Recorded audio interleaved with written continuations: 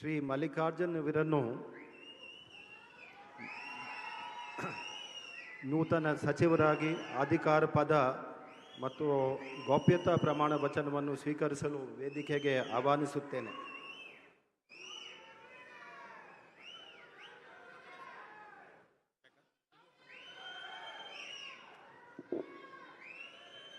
ನಾನು ಶಾಮನೂರು ಶಿವಶಂಕರಪ್ಪ ಮಲ್ಲಿಕಾರ್ಜುನ ಎಂಬ ಹೆಸರಿನ ನಾನು ಕಾನೂನಿನ ಮೂಲಕ ಸ್ಥಾಪಿತವಾದ ಭಾರತದ ಸಂವಿಧಾನದ ವಿಷಯದಲ್ಲಿ ನಿಜವಾದ ಶ್ರದ್ಧೆ ಮತ್ತು ನಿಷ್ಠೆಯನ್ನು ಹೊಂದಿರುತ್ತೇನೆಂದು ನಾನು ಭಾರತದ ಸಾರ್ವಭೌಮತ್ವವನ್ನು ಮತ್ತು ಅಖಂಡತೆಯನ್ನು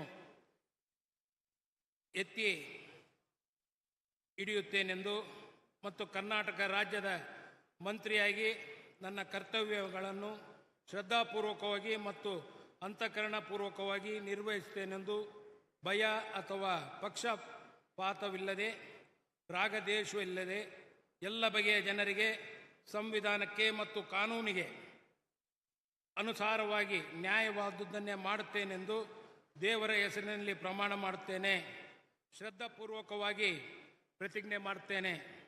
ನಾನು ಶಾಮನೂರು ಶಿವಶಂಕರಪ್ಪ ಮಲ್ಲಿಕಾರ್ಜುನ ಎಂಬ ಹೆಸರಿನ ನಾನು ಕರ್ನಾಟಕ ರಾಜ್ಯದ ಮಂತ್ರಿಯಾಗಿ ನನ್ನ ಪರ್ಯಾಲೋಚನೆಗೆ ತರಲಾಗುವ ಅಥವಾ ನನಗೆ ತಿಳಿದು ಬರುವ ಯಾವುದೇ ವಿಷಯವನ್ನು ರಾಜ್ಯದ ಮಂತ್ರಿಯಾಗಿ ನನ್ನ ಕರ್ತವ್ಯಗಳ ಯುಕ್ತ ನಿವಾರಣೆಗೆ ಅಗತ್ಯವಾಗಬಹುದಾದ